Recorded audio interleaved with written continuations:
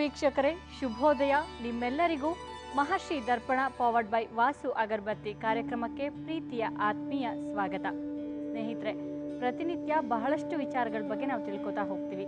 ನಮಗೆ ಎಲ್ಲ ವಿಚಾರಗಳಲ್ಲೂ ಸರಿ ಯಾವುದು ತಪ್ಪು ಯಾವುದು ಅಂತ ಮಾರ್ಗದರ್ಶನ ಮಾಡೋದ್ರ ಜೊತೆಗೆ ಎಲ್ಲರ ಬಹಳಷ್ಟು ಸಮಸ್ಯೆಗಳಿಗೆ ಸರಳವಾದ ಪರಿಹಾರವನ್ನು ತಿಳಿಸೋದಕ್ಕೆ ನಮ್ಮ ಜೊತೆ ಇದ್ದಾರೆ ನಿಮ್ಮ ನೆಚ್ಚಿನ ಗುರುಗಳಾದಂತಹ ಶ್ರೀ ವಾಚಸ್ಪತಿ ಭಟ್ ಗುರೂಜಿ ಅವರು. ಇವರು ಕರ್ಣಪಿಶಾಚಿನಿ ಹಾಗೂ ಜಲಾಂತರ ದೀಪ ವಿದ್ಯೆಯಲ್ಲಿ ಪಾರಂಗತರಾಗಿದ್ದಾರೆ. ಬನ್ನಿ ಇಂದಿನ ಕಾರ್ಯಕ್ರಮಕ್ಕೆ ಗುರೂಜಿಯನ್ನು ಸ್ವಾಗತಿಸೋಣ. ಈ ದಿವಸ ಗುರೂಜಿ ಏನೆಲ್ಲ ವಿಚಾರವನ್ನು ತಿಳಿಸ್ಕೊಡ್ತಾರೆ ಅಂತ ಕೇಳೋಣ. ಗುರೂಜಿ ನಮಸ್ಕಾರ. ನಮಸ್ಕಾರ. ನಮ್ಮ ಇಂದಿನ ಮಹರ್ಷಿ ದರ್ಪಣ ಕಾರ್ಯಕ್ರಮಕ್ಕೆ ಎಲ್ಲ ವೀಕ್ಷಕರ ಪರವಾಗಿ ಆತ್ಮೀಯ ಸ್ವಾಗತ ಗುರೂಜಿ. ಧನ್ಯವಾದ. ಸೋಮವಾರದ ಈ ದಿವಸ ಯಾವ ಹೊಸ ವಿಚಾರವನ್ನು ನೀವು ನಮಗೆ ತಿಳಿಸ್ಕೊಡ್ತಾ ಇದ್ದೀರಾ? ಹಾಗೇನೆ ಅದಕ್ಕೂ ಮುಂಚೆ ಈ ದಿನದ ಯೋಗ ಕರ್ಣ ನಕ್ಷತ್ರಗಳ ಬಗ್ಗೆ ತಿಳಿಸ್ಕೊಡ್ತೀರಾ? ಶ್ರುತಿ ಸ್ಮೃತಿ ಪುರಾಣಾನಾಂ ಆಲಯಂ ಕರುಣಾಲಯಂ ನಮಾಮಿ ಭಗವತ್ಪಾದ ಶಂಕರಂ ಲೋಕಶಂಕರಂ ಶಂಕರಂ ಶಂಕರಾಚಾರ್ಯಂ ಕೇಶವಂ ಬಾದರಾಯಣಂ ಸೂತ್ರಭಾಷ್ಯಕೃತೌ ವಂದೇ ಭಗವಂತೌ ಪುನಃ ಪುನಃ. ಸದ್ಗುರುಭ್ಯೋ ನಮಃ. ಮಹರ್ಷಿ ದರ್ಪಣ ಕಾರ್ಯಕ್ರಮದ ಎಲ್ಲ ವೀಕ್ಷಕರಿಗೆ ಈ ಒಂದು 11ನೇ ತಾರೀಕಿನ ಸೋಮವಾರದ ಮಹರ್ಷಿ ದರ್ಪಣ ಕಾರ್ಯಕ್ರಮಕ್ಕೆ ಆತ್ಮೀಯವಾದಂತಹ ಹಾರ್ದಿಕವಾದಂತಹ ಸ್ವಾಗತವನ್ನು ಬಯಸ್ತಾ, ಯಾರ್ಯಾರು ಈ ನವೆಂಬರ್ 11ನೇ ತಾರೀಕಿನ ದಿವಸ ನಿಮ್ಮ ಜನ್ಮದಿನವನ್ನು ಆಚರಣೆ ಮಾಡಿಕೊಳ್ತಾ ಇದ್ದೀರಿ, ನಿಮಗೆಲ್ಲರಿಗೂ ಸಹ ಭಗವಂತ ಸನ್ಮಾರ್ಗವನ್ನು ತೋರಿಸಲಿ, ಹಾಗೆ ಸತ್ಕಾರ್ಯ ಮಾಡೋದಕ್ಕೆ ಪ್ರೇರೇಪಿಸಲಿ, ಆಯುರಾರೋಗ್ಯಾದಿ ಭಾಗ್ಯಗಳು ಅಭಿವೃದ್ಧಿಯಾಗಲಿ ಅಂತ ಅವನನ್ನು ಪ್ರಾರ್ಥನೆ ಮಾಡ್ತಾ ಇವತ್ತಿನ ಪಂಚಾಂಗವನ್ನು ನೋಡೋಣ. ಸ್ವಸ್ತಿಶ್ರೀ ವಿಜಯನಾಮ ಸಂವತ್ಸರದ ಕಾರ್ತೀಕ ಮಾಸ ಶುಕ್ಲ ಪಕ್ಷದ ನವಮಿಯ ದಿನ ಇವತ್ತು. ರಾತ್ರಿ 9 ಗಂಟೆವರೆಗೆ ನವಮಿ ಇದೆ. ಧನಿಷ್ಠ ನಕ್ಷತ್ರ ಇರತಕ್ಕಂಥದ್ದು ಬೆಳಗ್ಗೆ 9:15 ಗಂಟೆವರೆಗಿದ್ದು, ಆನಂತರ ಶತಭಿಷಾ ನಕ್ಷತ್ರಕ್ಕೆ ಚಂದ್ರನ ಪ್ರಯಾಣ ಸಾಗುತ್ತೆ. ಧ್ರುವನಾಮಕ ಯೋಗ ಮತ್ತು ಬಾಲವ ಕರ್ಣ, ಈ ಯೋಗಕರಣ ಸಂಯೋಗವನ್ನು ನೋಡಿದಾಗ ಸ್ವಲ್ಪ ದಿಟ್ಟತನದಿಂದ, ಶ್ರದ್ಧೆಯಿಂದ ಮತ್ತಷ್ಟೇ ಒಂದು ಅಭಿಮಾನದಿಂದ ಯಾವುದೇ ಕೆಲಸವನ್ನು ಸಾಧಿಸಲಿಕ್ಕೆ ಹೋದ್ರೂ ಸಹ ಅದರಲ್ಲಿ ಶಾಶ್ವತವಾದಂತಹ ಒಂದು ಕೀರ್ತಿಯನ್ನು ಗಳಿಸ್ಕೊಳ್ಳೋದಕ್ಕೆ ಯೋಗ್ಯವಾದ ದಿನ ಅಂತ ಅರ್ಥ. ಇದು ಪಂಚಾಂಗದ ವಿಶೇಷವಾಗಿದ್ದರೆ, ಇನ್ನೊಂದು ಮಹತ್ವಪೂರ್ಣವಾದಂಥ ವಿಚಾರ ಏನಂದರೆ, ಬುಧಗ್ರಹ ತನ್ನ ವಕ್ರಸ್ಥಿತಿಯನ್ನು ನಿನ್ನೆ ದಿವಸ ತ್ಯಾಗ ಮಾಡಿ ಸಹಜ ಸ್ಥಿತಿಗೆ ಬಂದಿರತಕ್ಕಂಥದ್ದು ವಿಶೇಷ. ಇದು ಇವತ್ತಿನ ಪಂಚಾಂಗ ವಿಶೇಷ. ಧನ್ಯವಾದಗಳು ಗುರೂಜಿ. ನವಗ್ರಹಗಳ ಚಲನೆಗಳ ಬಗ್ಗೆ ನೀವು ತಿಳಿಸ್ತಾ ಇದ್ರಿ ಕೆಲವು ಕಳೆದ ಸಂಚಿಕೆಗಳಿಂದ.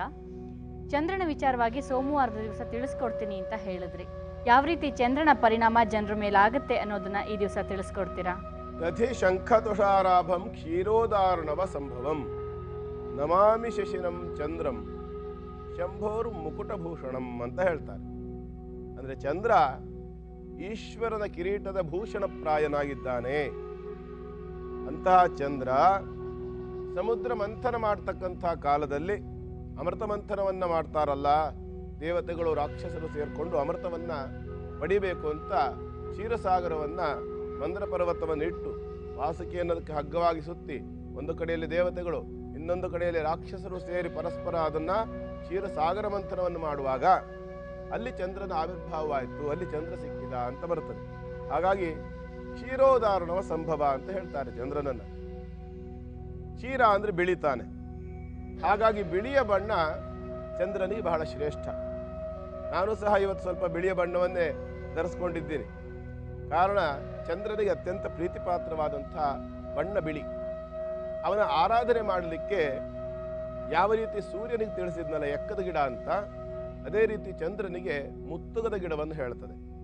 ಮುತ್ತುಗದ ಸಮಿತ್ತನ್ನು ಕೊಟ್ಟು ಚಂದ್ರನನ್ನ ಸಂತೃಪ್ತಿಪಡಿಸಬೇಕು ಅಂತ ಹೇಳುತ್ತೆ. ಇನ್ನು ಚಂದ್ರನ ಆರಾಧನೆ ಮಾಡೋದಕ್ಕಿದ್ರೆ ಈ ಒಂದೊಂದು ವೇದದಲ್ಲಿ ಒಂದೊಂದು ಥರ ಸ್ವಲ್ಪ ವ್ಯತ್ಯಾಸ ಇದೆ. ಕೆಲವರು ಅವರ ವೇದದ ಅನುಸಾರವಾಗಿ ಚಂದ್ರನನ್ನು ಅವರೆಕಾಳಿನಲ್ಲಿ ಆರಾಧನೆ ಮಾಡೋರು ಇದ್ದಾರೆ. ಆದರೆ ವಾಸ್ತವಾಂಶ ಹೆಚ್ಚಾಗಿ ಎಲ್ಲ ಕಡೆಯಲ್ಲಿ ಬಳಕೆಯಲ್ಲಿ ಇರ್ತಕ್ಕಂಥದ್ದು ಅಕ್ಕಿ ಅಥವಾ ಭತ್ತದಲ್ಲಿ ಚಂದ್ರನನ್ನು ಆರಾಧನೆ ಮಾಡ್ತೇವೆ. ಚಂದ್ರನ ಸ್ಥಾನ ಇರತಕ್ಕಂಥದ್ದು ಸೂರ್ಯನಿಂದ ಆಗ್ನೇಯ ದಿಗ್ಭಾಗದಲ್ಲಿ ಸಮಚತುರಶ್ರಾಕಾರವಾಗಿರ್ತಕ್ಕಂಥ ಮಂಡಲ. ಸೂರ್ಯನಿಗೆ ಹಾಗೆ ವೃತ್ತ ಅನ್ನು ಹೇಳಿದ್ನೋ ಹಾಗೆ ಚಂದ್ರನಿಗೆ ವೃತ್ತ ಅಲ್ಲ. ಚಂದ್ರನಿಗೆ ಸಮಚತುರಶ್ರಾಕಾರ ಮಂಡಲ, 4 ಬದಿಯಲ್ಲೂ ಸಹ ಒಂದೇ ಥರದ ಅಳತೆ ಇರಬೇಕು. ಸ್ಕ್ವೇರ್ ಅಂತ ಏನು ಹೇಳ್ತೀವಿ ಅದು ಕನ್ನಡದಲ್ಲಿ ಚಚ್ಚೌಕ ಅಂತ ಹೇಳ್ತೀವಿ.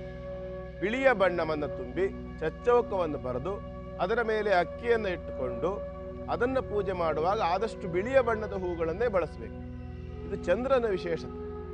ಜೊತೆಯಲ್ಲಿ ಚಂದ್ರ ಮನಃಕಾರಕ. ಮನಸ್ಸಿಗೆ ಸಂಬಂಧಪಟ್ಟಂತಹ ಯಾವುದೇ ರೀತಿಯಾದಂತಹ ಸಮಸ್ಯೆ ಬಂದರೂ ಅದಕ್ಕೆ ಚಂದ್ರನ ಆರಾಧನೆಯನ್ನು ಮಾಡಬೇಕು, ಅಥವಾ ಚಂದ್ರ ಸಂಬಂಧಿತವಾದಂತಹ ವ್ಯವಹಾರವನ್ನು ಮಾಡಬೇಕು, ಅಥವಾ ಚಂದ್ರನಿಗೆ ಪ್ರೀತಿಯಾಗತಕ್ಕಂತಹ ಕೆಲಸಗಳನ್ನು ಮಾಡಬೇಕು.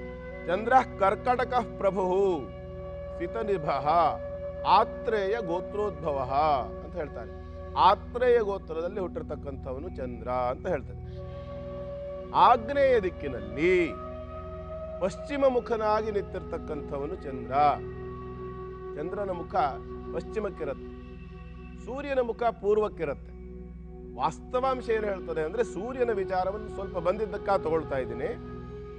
ಸೂರ್ಯ ಪೂರ್ವಾಭಿಮುಖವಾಗಿ ಇದ್ದು ಪ್ರತಿಷ್ಠೆ ಮಾಡಿ ಪೂಜೆ ಮಾಡ್ತಕ್ಕಂಥದ್ದೆಲ್ಲ ಸತ್ಯ. ಆದರೆ ಶಾಸ್ತ್ರೀಯವಾಗಿ ನೋಡಿದಾಗ ಸೂರ್ಯ ಆತ್ಮಕಾರಕ ಅಂತ ಹೇಳುತ್ತೆ. ಆತ್ಮಕಾರಕನಾಗಿರ್ತಕ್ಕಂಥ ಗ್ರಹ ನಿವೃತ್ತಿಯನ್ನು ಕೊಡಬೇಕು ಅಂತ ಹೇಳುತ್ತೆ. ಮನುಷ್ಯನಿಗೆ 3 ಸ್ಥಿತಿ ಇದೆ: ಪ್ರವೃತ್ತಿ, ನಿವೃತ್ತಿ, ಮತ್ತೊಂದು ನಿರ್ವೃತ್ತಿ ಅಂತ. ಈ 3 ಸ್ಥಿತಿ ಇದೆ ಮನುಷ್ಯನಿಗೆ. ಪ್ರವೃತ್ತಿ ಅಂತಂದ್ರೆ ಹೊರಗಿನ ಪ್ರಪಂಚದ ಬಗ್ಗೆ ಆಸಕ್ತಿ ಇಟ್ಕೊಂಡು, ಇಷ್ಟ ಇಟ್ಕೊಂಡು, ಅದು ಬೇಕು, ಇದು ಬೇಕು, ಮನೆ, ಹೆಂಡತಿ, ಮಕ್ಕಳು, ಭೂಮಿ, ಕಾಣಿ ಇತ್ಯಾದಿಗಳನ್ನು ತೋರಿಸ್ತಕ್ಕಂಥದ್ದು ಪ್ರವೃತ್ತಿ. ಏನೂ ಬೇಡ, ನನಗೆ ಭಗವಂತ ಒಬ್ಬನೇ ಬೇಕು, ದೇವರು ಒಬ್ಬನೇ ಬೇಕು, ನಾನೇನನ್ನೂ ಇಷ್ಟಪಡೋದಿಲ್ಲ, ಕೇವಲ ದೇವರ ಅನುಗ್ರಹ ಇಷ್ಟಪಡ್ತೀನಿ, ದೇವರ ಸಾನ್ನಿಧ್ಯ ಇಷ್ಟಪಡ್ತೀನಿ, ಭಗವಂತನ ಹತ್ರ ಹೋಗೋದನ್ನು ಇಷ್ಟಪಡ್ತೀನಿ ಅಂತ ಅಪೇಕ್ಷೆ ಮಾಡೋದಿದೆಯಲ್ಲ, ಅದನ್ನು ನಿವೃತ್ತಿ ಅಂತ ಹೇಳ್ತಾರೆ. ಹೀಗೆ ನಿವೃತ್ತಿಗೆ ಬಂದ ನಂತರ ಇನ್ನೊಂದು ಸ್ಥಿತಿ ಇದೆ, ಅದನ್ನು ನಿರ್ವೃತ್ತಿ ಅಂತ ಹೇಳ್ತಾರೆ. ವೃತ್ತಿನೇ ಇಲ್ಲ, ಪ್ರವೃತ್ತಿನೂ ಇಲ್ಲ, ನಿವೃತ್ತಿನೂ ಇಲ್ಲ, ಅಂಥ ಒಂದು ಸ್ಥಿತಿಗೆ ಮನುಷ್ಯ ಹೋಗ್ತಾನಂತೆ. ಅದನ್ನೇ ನಿರ್ವೃತ್ತಿ ಅಂತ ಹೇಳ್ತಾರೆ. ಯಾವ ಆಸಕ್ತಿ, ದೇವ್ರ ಮೇಲೂ ಆಸಕ್ತಿ ಇಲ್ಲ, ಜೀವನ ಮೇಲೂ ಆಸಕ್ತಿ ಇಲ್ಲ, ಕೇವಲ ಎಲ್ಲದನ್ನು ತೋರದು ವಾಪಸ್ ಇಲ್ಲಿಗೆ ಬರದೇ ಇರುವಂತಹದ್ದು, ಈ ಚಕ್ರಕ್ಕೆ, ಸಂಸಾರ ಚಕ್ರಕ್ಕೆ ಬರಬಾರ್ದು, ಅಂಥ ಸ್ಥಿತಿಯನ್ನು ಮನಸ್ಸು ಹೊಂದೋದನ್ನ ನಿರ್ವೃತ್ತಿ ಅಂತ ಹೇಳ್ತಾರೆ. ಇಂತಹ ಸ್ಥಿತಿಯನ್ನು ಕೊಡ್ತಕ್ಕಂತಹ ಗ್ರಹ ಸೂರ್ಯ. ಹಾಗಾಗಿ ನಿರ್ವೃತ್ತಿ ಅಂತಂದ್ರೆ ಮುಳುಗಿ ಹೋಗ್ತಕ್ಕಂಥದ್ದು ಅಂತ ಅರ್ಥ.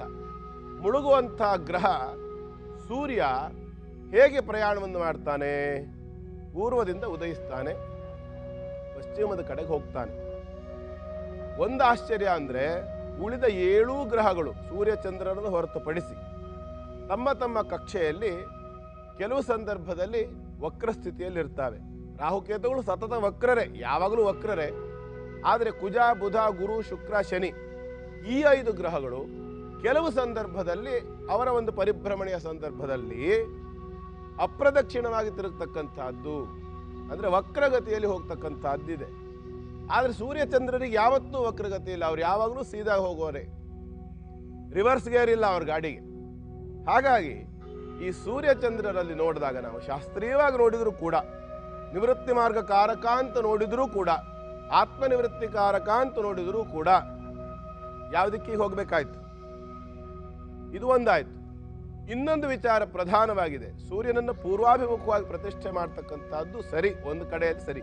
ಯಾಕೆಂದ್ರೆ ಆರಾಧನೆ ಮಾಡ್ತಕ್ಕಂಥ ವ್ಯಕ್ತಿ ಸರಿಯಾಗಿ ಕೂತು ಪೂಜೆ ಮಾಡ್ಲಿಕ್ಕೆ ಸರಿಯಾಗತ್ತೆ ಅಂತ.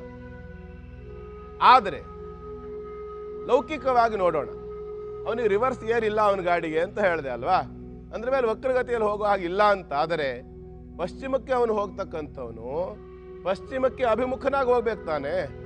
ಈ ನಾವು ಬೆಂಗಳೂರಿನಿಂದ ಮೈಸೂರಿಗೆ ಹೋಗ್ತೀವಿ ಅಂತ ಆದ್ರೆ ನಮ್ಮ ಮುಖ ಬೆಂಗಳೂರು ಕಡೆಗಿರುತ್ತೋ ಮೈಸೂರು ಕಡೆಗಿರುತ್ತೋ ಯೋಚನೆ ಮಾಡಬೇಕು. ನಮ್ಮ ಮುಖ ಮೈಸೂರಿಗೆ ನಾವು ಹೋಗ್ತೀವಿ ಅಂದ್ರೆ ಮೈಸೂರು ಕಡೆ ಇರಬೇಕು, ಸಹಜ ತಾನೆ. ಹಾಗಾಗಿ ಸೂರ್ಯನನ್ನ ಪೂರ್ವಕ್ಕೆ ಪ್ರತಿಷ್ಠಾಪನೆ ಮಾಡ್ತಕ್ಕಂಥದ್ದು ಎಷ್ಟು ಸರಿಯೋ ಅದಕ್ಕೆ 10 ಪಟ್ಟು ಅವನನ್ನು ಪಶ್ಚಿಮಾಭಿಮುಖವಾಗಿ ಪ್ರತಿಷ್ಠೆ ಮಾಡ್ತಕ್ಕಂಥದ್ದೇ ಸರಿ. ಪಶ್ಚಿಮಾಭಿಮುಖವಾಗಿಯೇ ಚಂದ್ರನನ್ನು ಪ್ರತಿಷ್ಠಾಪನೆ ಮಾಡ್ತಾರೆ. ವಾರುಣ ಮುಖ ಅಂತ ಹೇಳ್ತಾರೆ. ವಾರುಣ ದಿಕ್ಕು ಅಂತ ಯಾವುದು? ವರುಣನ ಅಧಿಪತ್ಯ ಇರತಕ್ಕಂಥದ್ದು ಪಶ್ಚಿಮ ದಿಕ್ಕು. ಹಾಗಾಗಿ ಚಂದ್ರ ಪಶ್ಚಿಮ ದಿಕ್ಕಿಗೆ ಮುಖ ಮಾಡಿ ನಿಂತಿರ್ತಕ್ಕಂಥ ಗ್ರಹ ಆಗ್ನೇಯ ದಿಕ್ಕಿನಲ್ಲಿ. ಆಪಹ ಉಮಾಧೀಶ್ವರ ಅಂತ ಹೇಳ್ತಾರೆ. ಆಪಹ ಅಂದ್ರೆ ನೀರು, ಉಮಾ ಅಂದ್ರೆ ಪಾರ್ವತಿ, ಇವರು ಅಧಿಪ್ರತ್ಯಧಿ ದೇವತೆಗಳು ಅಂತ ಹೇಳುತ್ತೆ. ಇನ್ನೂ ಕೆಲವಷ್ಟು ವಿಚಾರಗಳಿದೆ, ಮುಂದಿನ ಭಾಗದಲ್ಲಿ ತಿಳಿಸ್ಕೊಡ್ತೀನಿ. ಧನ್ಯವಾದಗಳು ಗುರೂಜಿ. ವೀಕ್ಷಕರೇ, ಒಂದು ಚಿಕ್ಕ ವಿರಾಮದ ನಂತರ ಮತ್ತೆ ಗುರೂಜಿಯಿಂದ ಇನ್ನಷ್ಟು ವಿಚಾರವನ್ನು ತಿಳಿಯೋಣ. ವಿರಾಮದ ನಂತರ ಮತ್ತೊಮ್ಮೆ ತಮ್ಮೆಲ್ಲರಿಗೂ ಮಹರ್ಷಿ ದರ್ಪಣ ಪವರ್ಡ್ ಬೈ ವಾಸು ಅಗರಬತ್ತಿ ಕಾರ್ಯಕ್ರಮಕ್ಕೆ ಆತ್ಮೀಯ ಸ್ವಾಗತ. ಸ್ನೇಹಿತರೆ, ನಮ್ಮ ಕಾರ್ಯಕ್ರಮಕ್ಕೆ ಸಾಕಷ್ಟು ಸಂದೇಶಗಳನ್ನು ಕಳಿಸಿದ್ದಾರೆ ನಮ್ಮ ವೀಕ್ಷಕರು. ಈ ದಿವಸ ಶೋಭಾ ಅನ್ನೋರಿಗೆ ನಾವು ಕರೆಯನ್ನು ಮಾಡಿದ್ದೀವಿ. ಅವರು ನಮ್ಮ ಕಾರ್ಯಕ್ರಮಕ್ಕೆ SMS ಮಾಡಿದ್ರು. ಹಲೋ ಹಲೋ, ನಮಸ್ತೆ ಶೋಭಾ ಅವರೇ. ಮೇಡಮ್ ಸಾರಿ, ನಾನು ಅವ್ರ ಮಗಳು ಮಾತಾಡ್ತಿರೋದು. ಆಗ್ಲಿಮ್ಮ, ನಿಮ್ಮ ಹೆಸರೇನು? ನಮಿತಾ ಅಂತ. ನಮಿತಾ, ಯಾರ ಬಗ್ಗೆ ಪ್ರಶ್ನೆನ ಕೇಳಬೇಕಿತ್ತು ನಮಿತಾ ಅವರೇ? ನನ್ ಬಗ್ಗೆನೇ ಕೇಳ್ಬೇಕಾಗಿತ್ತು, ಮತ್ತೆ ನಮ್ಮ ಮನೆಯವ್ರ ಬಗ್ಗೆನೇ ಕೇಳ್ಬೇಕಾಗಿತ್ತು ಮೇಡಮ್. ಆಗ್ಲಿಮ್ಮ, ನಿಮ್ಮ ವಯಸ್ಸೆಷ್ಟು? ನಂದು 19. ನಿಮಗೆ 19 ವರ್ಷ ಇವಾಗ?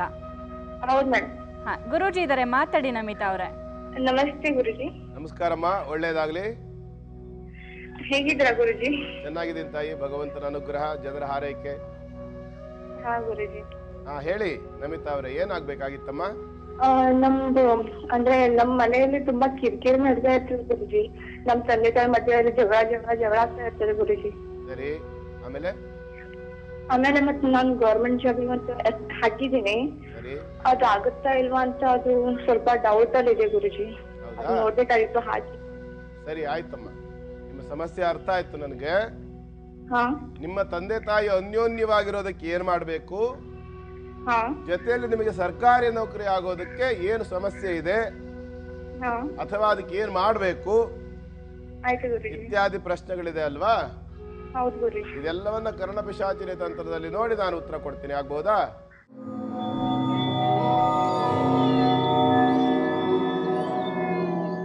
ನಮಿತಾ ಅವರೇ, ಹಾ ಗುರುಜಿ. ನಿಮ್ಮ ತಂದೆ ತಾಯಿಯ ಅನ್ಯೋನ್ಯತೆಗಾಗಿ ಹಾ ಗುರುಜಿ. ನಾವು ಕರ್ಣಪಿಶಾಚಿನಿ ತಂತ್ರದಲ್ಲಿ ನಿಮ್ಮ 2 ವಿಚಾರಗಳನ್ನು ನೋಡಿದೀವಿ. ಹಾ ಗುರುಜಿ. ಮೊದಲನೇದಾಗಿ ನಿಮ್ಮ ತಂದೆ ತಾಯಿ ಅನ್ಯೋನ್ಯವಾಗಿರೋದಕ್ಕೆ ಏನ್ ಬೇಕು ಅಂತ.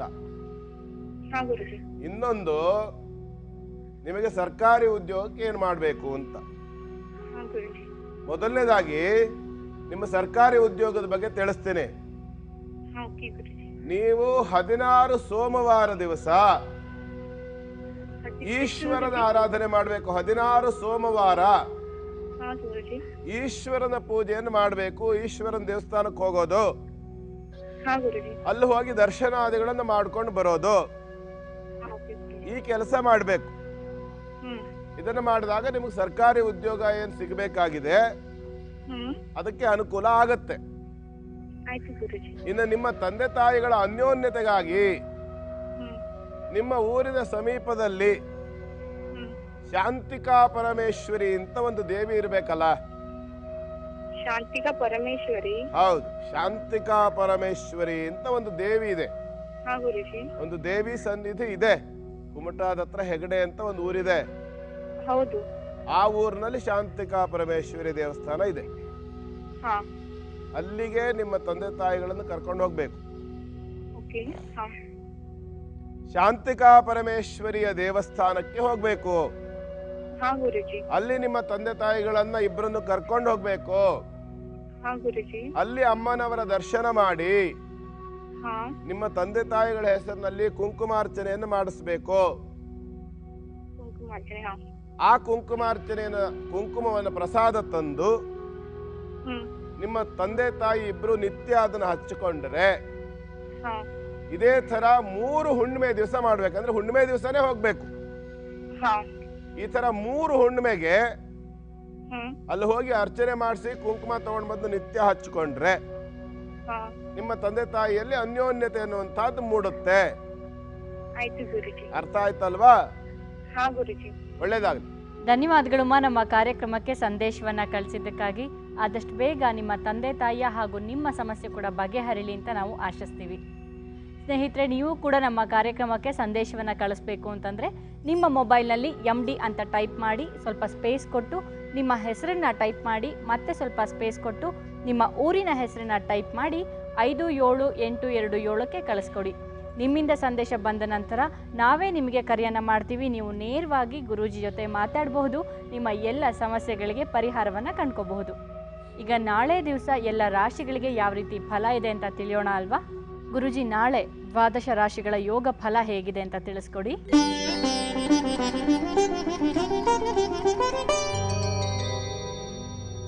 ಚಂದ್ರ ಈಗಾಗಲೇ ಕುಂಭರಾಶಿಗೆ ಪ್ರವೇಶ ಮಾಡಿರೋದ್ರಿಂದ ಕೆಲವರಿಗೆ ಈ ಫಲಗಳಲ್ಲಿ ಸ್ವಲ್ಪ ವ್ಯತ್ಯಾಸ ಆಗಿದೆ.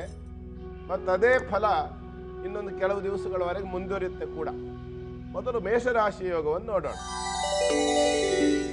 ಮೇಷರಾಶಿಯವರಿಗೆ ಚತುರ್ಥಾಧಿಪತಿಯ ಲಾಭದ ಯೋಗ ಅಂತಂದ್ರೆ ಸುಖ ಲಾಭ, ಕ್ಷೇಮ ಲಾಭ, ಧನ ಲಾಭ, ದ್ರವ್ಯ ಲಾಭ.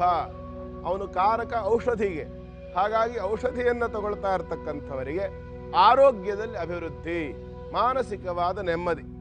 ಏಕಾದಶ ಭಾವದಲ್ಲಿ, ಅದರಲ್ಲೂ ಕುಂಭದಲ್ಲಿ ಪೂರ್ಣ ಚಂದ್ರನಾಗಿರೋದ್ರಿಂದ, ಅಂದರೆ ಸಂಪೂರ್ಣ ಚಂದ್ರ ಆಗದೇ ಇದ್ರೂ ವೃದ್ಧಿಗತಿಯಲ್ಲಿದ್ದಾನೆ, ಕ್ಷೀಣಗತಿಯಲ್ಲಿ ಇಲ್ಲ ಚಂದ್ರ. ಹಾಗಾಗಿ ವೃದ್ಧಿಗತಿಯಲ್ಲಿರೋದ್ರಿಂದ ಉತ್ತಮವಾದಂಥ ಯೋಗ. ಈ ಯೋಗ ಅನ್ನುವಂಥದ್ದು ಇನ್ನೂ ಸ್ವಲ್ಪ ಚೆನ್ನಾಗಿ ಬರಬೇಕು ಅಂತಾದರೆ ಮೇಷರಾಶಿಯವರು ಚಾಮುಂಡೇಶ್ವರಿಯನ್ನು ಆರಾಧನೆ ಮಾಡಬೇಕು. ಮುಂದಿನದು ವೃಷಭ ರಾಶಿ. ವೃಷಭ ರಾಶಿಯವರಿಗೆ ತೃತೀಯಾಧಿಪತಿಯು ಕರ್ಮಭಾವದಲ್ಲಿದ್ದು ಚತುರ್ಥವನ್ನು ನೋಡ್ತಾನೆ. ಅಂದ್ರೆ ಏನರ್ಥ? ಮನಸ್ಸು ಪಟ್ಟು ದೃಢ ನಿಶ್ಚಯ ಮಾಡಿ ಮಾನಸಿಕವಾಗಿ ಒಂದು ಕ್ಷೇಮದ ಬಗ್ಗೆ ಅಥವಾ ಒಂದು ಜಾಗದ ಬಗ್ಗೆ, ಭೂಮಿಯನ್ನು ಖರೀದಿ ಮಾಡುವ ವಿಚಾರದ ಬಗ್ಗೆ ಪ್ರಯತ್ನ ಮಾಡ್ತಕ್ಕಂಥವರಿಗೆ ಅಲ್ಲಿಯೇ ಇರತಕ್ಕಂಥ ಭೂಮಿ ಕಾರಕನಾಗಿರ್ತಕ್ಕಂತಹ ಗ್ರಹ ಯಾರಿದ್ದಾನೆ? ಅಂಗಾರಕ. ಅವನು ಭೂಮಿ ಕಾರಕನಾಗಿರ್ತಕ್ಕಂಥ ಗ್ರಹನಾಗಿದ್ದು ಈ ವೃಷಭ ರಾಶಿಯವರ ಕರ್ಮ ಮತ್ತು ಲಾಭ ಎರಡೂ ಸ್ಥಾನಕ್ಕೆ ದೃಷ್ಟಿ ಕೊಡೋದ್ರಿಂದ ಸ್ವಲ್ಪ ಮಟ್ಟಿಗೆ ಶ್ರಮ ವಹಿಸಿದರೆ ವೃಷಭ ರಾಶಿಯವರಿಗೆ ಭೂಲಾಭ ಆಗ್ತಕ್ಕಂಥ ಯೋಗ ಬಹಳ ಚೆನ್ನಾಗಿದೆ. ಈ ಶ್ರಮ ವಹಿಸೋದ್ರ ಜೊತೆಯಲ್ಲಿ ವಾರಾಹಿ ದೇವಿಯನ್ನ ಪ್ರಾರ್ಥನೆ ಮಾಡಿಕೊಂಡು ಪೂಜೆ ಮಾಡಿಕೊಂಡು ಆ ಕೆಲಸಕ್ಕೆ ಮುಂದಾದ ಪಕ್ಷದಲ್ಲಿ ಇನ್ನಷ್ಟು ಸುಗಮವಾಗಿ, ಇನ್ನಷ್ಟು ಸುಸೂತ್ರವಾಗಿ ಕೆಲಸವಾಗುತ್ತೆ. ಮುಂದಿರೋದು ಮಿಥುನ ರಾಶಿ. ಮಿಥುನ ರಾಶಿಯವರ ಯೋಗದ ಪ್ರಕಾರ ಯಾರೋ ಒಬ್ಬರು ನಿಮಗೆ ಯಾವುದೋ ಒಂದು ಸಹಾಯ ಮಾಡ್ತೇವೆ ಅಂತ ಒಂದು ವಾಗ್ದಾನ ಮಾಡಿರ್ತಾರೆ. ಅದು ನಿಮ್ಮ ರಕ್ಷಣೆಗಾಗಿ. ಅದರಲ್ಲೂ ವಿಶೇಷವಾಗಿ ಧನಸ್ಥಾನಾಧಿಪತಿ ಅಂದರೆ ಹಣಕಾಸಿನ ವಿಚಾರದಲ್ಲಿ ನಿಮಗೆ ಅನುಕೂಲ ಮಾಡಿಕೊಡ್ತೇವೆ ಅಂತ ಹೇಳ್ಕೊಂಡಿರ್ತಾರೆ ಅಂತ ಇಟ್ಕೊಳ್ಳಿ. ಅಂಥವರಿಂದ ಅನುಕೂಲವಾಗ್ತಕ್ಕಂಥ ಯೋಗ. ಕಾರಣ ಧನಸ್ಥಾನಾಧಿಪತಿಯು ಭಾಗ್ಯಸ್ಥಾನದಲ್ಲಿದ್ದು ಮಿಥುನ ರಾಶಿಗೆ ಲಾಭಾಧಿಪತಿಯಾದಂತಹ ಅಂಗಾರಕನ ದೃಷ್ಟಿಯನ್ನು ಹೊಂದ್ತಾನೆ. ಹಾಗಾಗಿ ಸಾಲ ತಗೊಳ್ಳೋದಕ್ಕೆ ಅಥವಾ ಯಾರಿಂದಲಾರು ಸ್ವಲ್ಪ ಹಣಕಾಸಿನ ಸಹಾಯ ತಗೊಳ್ಳೋದಕ್ಕೆ, ಯಾಕೆಂದರೆ ಮಿಥುನ ರಾಶಿಯವರಿಗೆ ಋಣಕಾರಕ ಅಥವಾ ಋಣಸ್ಥಾನಾಧಿಪತಿನೂ ಅಂಗಾರಕನೇ. ಹಾಗಾಗಿ ಸಾಲ ಅಂತೇಳಿ ತಗೊಂಡು ಸ್ವಲ್ಪ ಅಭಿವೃದ್ಧಿ ಮಾಡಿಕೊಳ್ಳೋದಕ್ಕೆ ಯೋಗ್ಯವಾದಂಥ ದಿನ. ಅದಕ್ಕೆ ಅವಕಾಶಗಳು ಉತ್ತಮವಾಗಿ ಒದಗಿ ಬರುತ್ತೆ. ಇಷ್ಟೇ ಸಾಲದು, ಇನ್ನೂ ಸ್ವಲ್ಪ ಹೆಚ್ಚಬೇಕು ಅಂತಂದರೆ ಹಣದ ಅಧಿದೇವತೆ ಲಕ್ಷ್ಮಿ ಇದ್ದೇ ಇದ್ದಾಳಲ್ಲ, ಲಕ್ಷ್ಮಿಯನ್ನು ಆರಾಧನೆ ಮಾಡಿ ಅನುಕೂಲವಾಗುತ್ತೆ. ಕರ್ಕಾಟಕಾದಿ ಮುಂದಿನ ರಾಶಿಗಳವರ ಯೋಗ ಫಲ ಹೇಗಿದೆ ಮುಂದಿನ ಭಾಗಗಳಲ್ಲಿ ನೋಡೋಣ. ವೀಕ್ಷಕರೇ, ರಶ್ಮಿತಾ ಅನ್ನೋರು ನಮ್ಮ ಕಾರ್ಯಕ್ರಮಕ್ಕೆ ಸಂದೇಶವನ್ನ ಕಳಿಸಿದ್ರು. ಅವ್ರಿಗೆ ನಾವು ಕರೆಯನ್ನ ಮಾಡಿದ್ದೀವಿ. ಹಲೋ. ಹಲೋ, ನಮಸ್ತೆ ಮೇಡಮ್. ನಮಸ್ತೆ ರಶ್ಮಿತಾ ಅವರೇ, ಯಾರ ಬಗ್ಗೆ ಪ್ರಶ್ನೆಯನ್ನ ಕೇಳಬೇಕಿತ್ತು? ನನ್ನ ಬಗ್ಗೆ ಮೇಡಮ್. ಎಷ್ಟು ವರ್ಷ ಅಮ್ಮ ನಿಮ್ಗೀಗ? 32 ಮೇಡಮ್. ರಶ್ಮಿತಾ ಅವರೇ, ಗುರೂಜಿ ಇದ್ದಾರೆ, ಮಾತಾಡಿಮ್ಮ. ಹಲೋ, ನಮಸ್ತೆ ಗುರೂಜಿ. ನಮಸ್ಕಾರಮ್ಮ, ಒಳ್ಳೇದಾಗ್ಲಿ. ನನ್ನ ಮ್ಯಾರೇಜ್ ಬಗ್ಗೆ ಕೇಳಬೇಕಿತ್ತು. ನಿಮಗೆ ಮದುವೆ ತಡ ಆಗ್ತಾ ಇದೆ, ಶೀಘ್ರವಾಗಿ ಮದುವೆ ಆಗೋದಕ್ಕೆ ಏನ್ ಮಾಡ್ಬೇಕು ಅಂತ ನಿಮ್ ಪ್ರಶ್ನೆ ತಾನೇ? ಹೌದು ಗುರೂಜಿ. ಆಯ್ತು, ಜಲಾಂತರ ದರ್ಶಿನಿಯಲ್ಲಿ ನೋಡಿ ಅದಕ್ಕೆ ಪರಿಹಾರ ತಿಳಿಸ್ಕೊಡ್ತೀನಿ.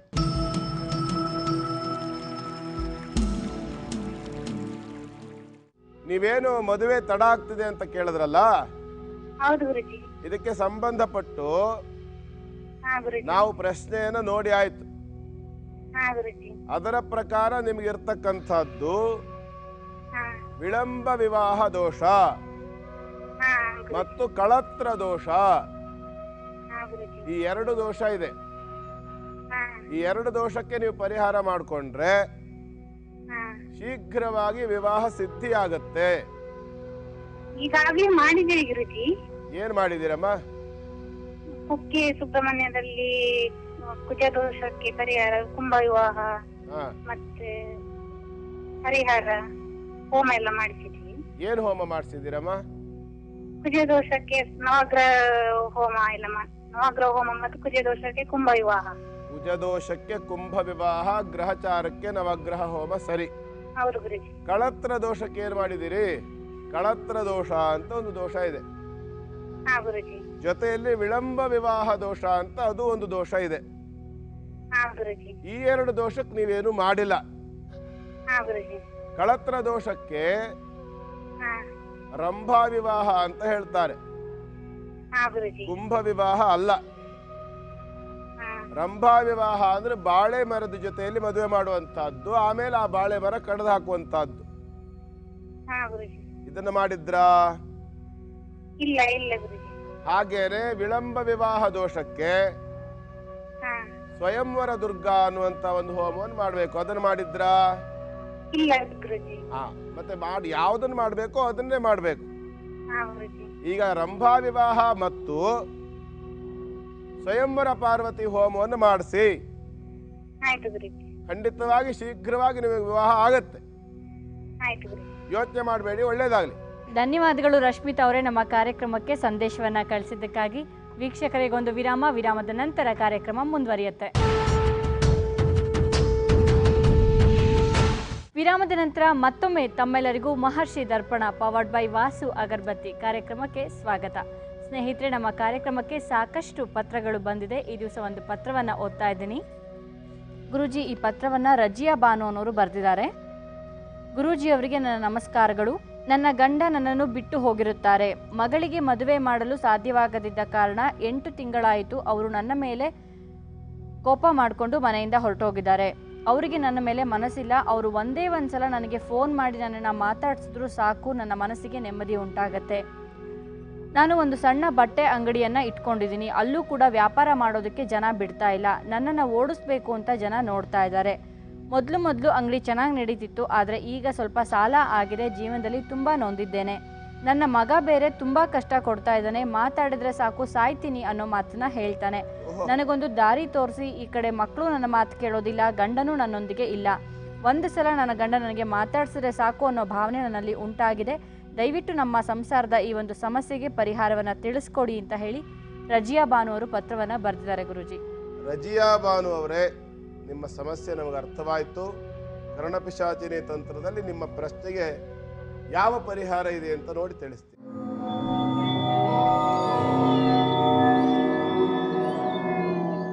ರಜಿಯಾ ಬಾನು ಅವರೇ, ಕರ್ಣಪಿಶಾಚಿನಿ ತಂತ್ರದಲ್ಲಿ ಬಂದ ಪ್ರಕಾರ ನಿಮ್ಮ ಮನೆಯ ಸಮೀಪ ಅಥವಾ ನಿಮ್ಮ ಊರಿನಲ್ಲಿರ್ತಕ್ಕಂಥ ಯಾವುದಾದರೂ ಒಂದು ನವಗ್ರಹ ದೇವಸ್ಥಾನದಲ್ಲಿ ರಾಹುಗ್ರಹದ ಮುಂದೆ ಸ್ವಲ್ಪ ಉದ್ದಿನ ಕಾಳನ್ನು ಇಟ್ಟು ಅಲ್ಲಿ ರಾಹುಗ್ರಹದ ಮುಂದೆ ನಿಂತು ಅಪ್ರದಕ್ಷಿಣೆಯನ್ನು ಮಾಡಬೇಕು.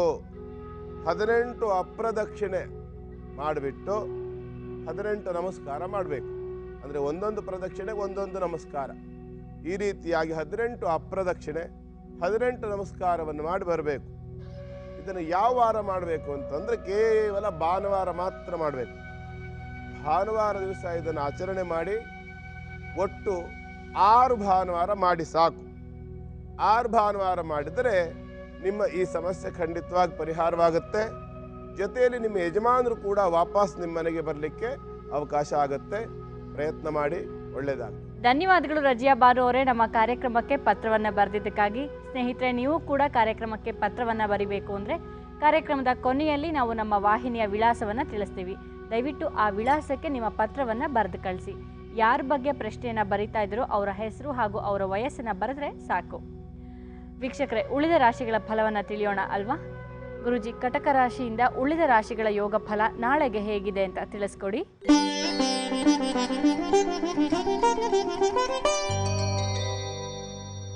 ಮೊದಲು ಕಟಕ ರಾಶಿ.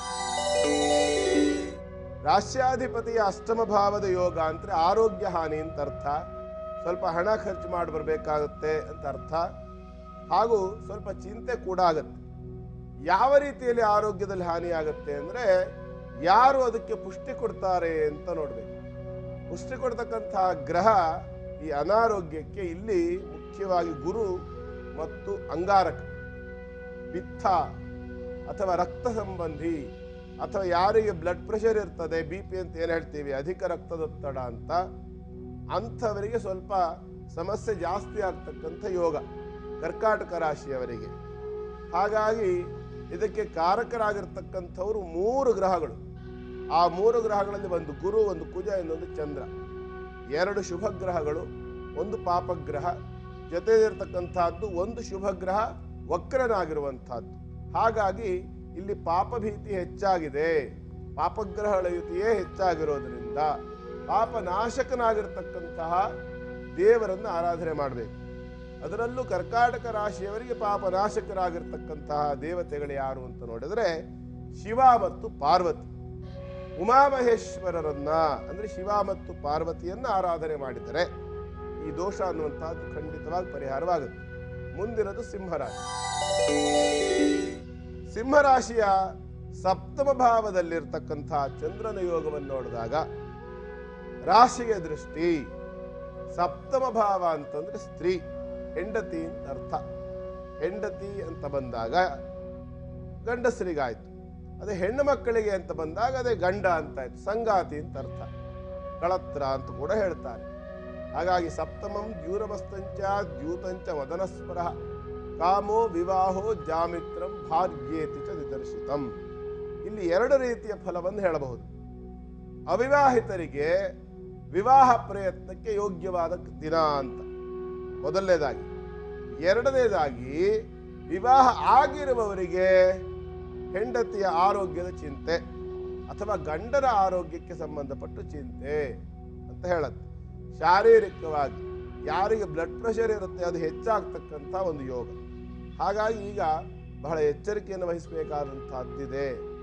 ಹಾಗಾಗಿ ಮನಃಕಾರಕ ಚಂದ್ರನಿಗೆ ದೇವತೆಯಾಗಿರ್ತಕ್ಕಂತಹ ಗೌರಿ ಮತ್ತು ಗಂಗೆ ಭಾರಿ ವಿಶೇಷ ಆಯಿತು. ಗಂಗಾ ಮತ್ತು ಗೌರಿಯರೇ ಚಂದ್ರನಿಗೆ ಅಧಿಪ್ರತ್ಯದ ದೇವತೆಗಳು. ಅದರಲ್ಲಿ ಶೀತವಾದಂತಹದ್ದು ಅಂದರೆ ತಂಪು ಮಾಡ್ತಕ್ಕಂಥದ್ದು ಯಾರು ಅಂತಂದ್ರೆ ಗಂಗೆ. ಹಾಗಾಗಿ ಸಿಂಹರಾಶಿಯವರು ಒಂದು ಬಿಂದಿಗೆಯಲ್ಲಿ ನೀರನ್ನಿಟ್ಟು ಗಂಗಾ ಪೂಜೆಯನ್ನು ಮಾಡಿ ಆ ನೀರನ್ನು ತಗೊಂಡೋಗಿ ಎಕ್ಕೆ ಗಿಡಕ್ಕೆ ಹಾಕಿದ ಪಕ್ಷದಲ್ಲಿ ಈ ಸಮಸ್ಯೆ ಖಂಡಿತವಾಗಿ ಪರಿಹಾರವಾಗುತ್ತೆ. ಮುಂದಿರೋದು ಕನ್ಯಾ ರಾಶಿ.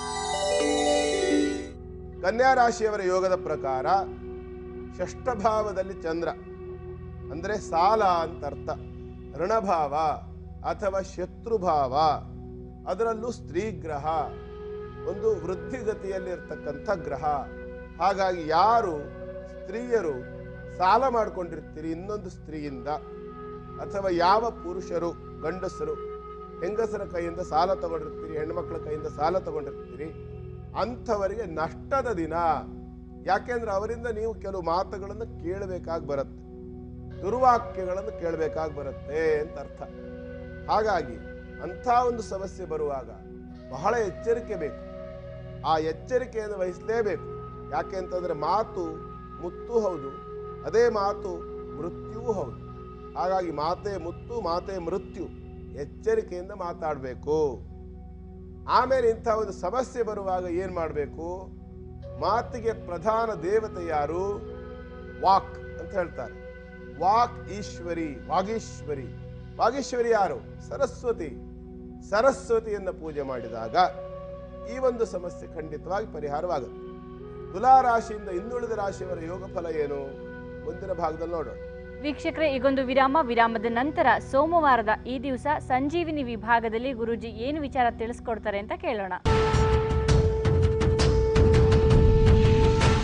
ವಿರಾಮದ ನಂತರ ಮತ್ತೊಮ್ಮೆ ತಮ್ಮೆಲ್ಲರಿಗೂ ಮಹರ್ಷಿ ದರ್ಪಣ ಪವರ್ಡ್ ಬೈ ವಾಸು ಅಗರಬತ್ತಿ ಕಾರ್ಯಕ್ರಮಕ್ಕೆ ಆತ್ಮೀಯ ಸ್ವಾಗತ. ಸ್ನೇಹಿತರೆ, ಇವತ್ತು ಸೋಮವಾರ. ಪ್ರತಿ ಸೋಮವಾರ ಗುರೂಜಿ ಸಂಜೀವಿನಿ ವಿಭಾಗದಲ್ಲಿ ನಮ್ಮೆಲ್ಲರಿಗೂ ಒಂದು ಔಷಧಿಯನ್ನು ತಿಳಿಸ್ಕೊಡ್ತಾ ಇದ್ದಾರೆ. ಈ ದಿವಸ ಗುರೂಜಿ ಯಾವ ವಿಚಾರ ಬಗ್ಗೆ ತಿಳಿಸ್ಕೊಡ್ತಾರೆ ಅಂತ ಕೇಳೋಣ. ಗುರೂಜಿ, ಈ ದಿವಸ ಸಂಜೀವಿನಿ ವಿಭಾಗದಲ್ಲಿ ನೀವು ಯಾವ ಔಷಧಿಯ ಬಗ್ಗೆ ತಿಳಿಸ್ಕೊಡ್ತಾ ಇದ್ದೀರಾ? ತುಳಸಿಯ ಬಗ್ಗೆ ತಿಳಿಸ್ಕೊಡ್ತೀನಿ. ಯಾಕೆಂದ್ರೆ ಈ ಕಾರ್ತಿಕ ಮಾಸ ತುಳಸಿ ಪೂಜೆ ಇರುತ್ತೆ. ತುಳಸಿ ಬಹಳ ವಿಶೇಷವಾದಂತಹ ಒಂದು ಲಕ್ಷಣ ಇರತಕ್ಕಂಥ, ಔಷಧೀಯ ಗುಣ ಇರತಕ್ಕಂಥ ಒಂದು ವನಸ್ಪತಿ ಶ್ರೇಷ್ಠ ಅಂತ ಹೇಳ್ಬೋದು. ಹಾಗಾಗಿ ಈ ತುಳಸಿಯ ಚರಿತ್ರೆ ಕೂಡ ಬಹಳ ವಿಶೇಷ ಇದೆ. ಇನ್ನೆರಡು ದಿವಸಗಳಲ್ಲಿ ಹೇಗೂ ತುಳಸಿ ಹಬ್ಬ ಇದೆ. ಆವತ್ತು ತುಳಸಿಯ ವಿಶೇಷತೆ, ತುಳಸಿಯ ಆವಿರ್ಭಾವ, ತುಳಸಿ ದೇವಿಯ ಕಥೆ ಇತ್ಯಾದಿಗಳನ್ನೆಲ್ಲ ತಿಳಿಸ್ತೀನಿ. ಇವತ್ತು ತುಳಸಿಯಲ್ಲಿರ್ತಕ್ಕಂಥ ಔಷಧೀಯ ಸತ್ವಗಳೇನು ಅಂತ ನೋಡೋಣ. ತುಳಸಿ ಬಹಳ ಅತ್ಯುತ್ತಮವಾದಂಥ ನೋವು ನಿವಾರಕ ಮತ್ತು ಅಲರ್ಜಿ ನಿವಾರಕ ಔಷಧಿ. ಜೊತೆಯಲ್ಲಿ ಕೆಲವು ಭಾಗಗಳು ಸತ್ವಹೀನವಾದರೆ, ಕಳೆಯನ್ನು ಕಳ್ಕೊಂಡ್ರೆ ಅದಕ್ಕೆ ತುಳಸಿ ಅತ್ಯುತ್ತಮವಾದಂಥ ಪರಿಹಾರ. ಉದಾಹರಣೆಗೆ ಸ್ವಲ್ಪ ಸ್ಕಿನ್ ಅಲರ್ಜಿ ಆಯಿತು, ಚರ್ಮದಲ್ಲಿ ಎಲ್ಲೋ ಕೆರೆತ ಶುರುವಾಯಿತು. ಆವಾಗ ತುಳಸಿಯನ್ನು ತಗೊಂಡು ಸ್ವಲ್ಪ ಉಪ್ಪು ಹಾಕಿ, ಸ್ವಲ್ಪ ಅರಿಶಿಣದ ಪುಡಿಯನ್ನು ಹಾಕಿ ಚೆನ್ನಾಗಿ ತಿಕ್ಕಿ ಆ ಭಾಗಕ್ಕೆ ಲೇಪನ ಮಾಡಿದರೆ ಆ ಸಮಸ್ಯೆ ಖಂಡಿತವಾಗಿ ಪರಿಹಾರವಾಗುತ್ತೆ. ಇನ್ನು ಬಹಳ ದೀರ್ಘಕಾಲದಲ್ಲಿರ್ತಕ್ಕಂಥ ಕಪ್ಪು ಕಪ್ಪು ಚುಕ್ಕಿಗಳು ಮೈ ಮೇಲಿರುವಂತಹದ್ದು, ಅಥವಾ ಬಿಳಿಯ ಬಿಳಿಯ ಚಿಬ್ಬು ಅಂತ ಹೇಳ್ತಾರೆ, ಅಥವಾ ಚಿಬ್ಬಿ ಅಂತ ಹೇಳ್ತಾರೆ, ವೈಟ್ ಪ್ಯಾಚಸ್ ಅಂತ ಹೇಳ್ತಾರಲ್ಲ, ಅದು ತೊನ್ನು ಬೇರೆ ಚಿಬ್ಬಿ ಬೇರೆ. ಕೆಲವರ ಮೈಯಲ್ಲಿ ಚಿಕ್ಕ ಚಿಕ್ಕ ರೌಂಡ್ ರೌಂಡ್ ರೌಂಡ್ ರೌಂಡ್ ಗುಳ್ಳೆ ಇದ್ದಾಗಿರುತ್ತೆ, ಅದು ಗುಳ್ಳೆ ಅಲ್ಲ, ಆ ಥರದ ಒಂದು ಕಲೆ. ಆ ಕಲೆಗೂ ಕೂಡ, ಚಿಬ್ಬಿಗೆ ಕೂಡ ತುಳಸಿಯ ಬೇರನ್ನ ನಿಂಬೆ ಹುಳಿಯಲ್ಲಿ ತೇಯ್ದು ಆ ಗಂಧವನ್ನು ಹಚ್ಚೋದ್ರಿಂದ ಆ ಸಮಸ್ಯೆ ಕೂಡ ಪರಿಹಾರ ಆಗುತ್ತೆ. ಇಷ್ಟೇ ಅಲ್ಲ, ಇನ್ನೂ ಒಂದಿದೆ ವಿಶೇಷತೆ. ತುಳಸಿಯಲ್ಲಿ 2 ಬಣ್ಣ ಇರುತ್ತೆ, ಒಂದು ಹಸಿರಿರುವಂತಹದ್ದು, ಇನ್ನೊಂದು ಆ ಹಸಿರೇ ಸ್ವಲ್ಪ ಕಪ್ಪಾಗಿ ತಿರುಗಿರ್ತಕ್ಕಂಥದ್ದು, 2 ಬಣ್ಣ ಇರುತ್ತೆ.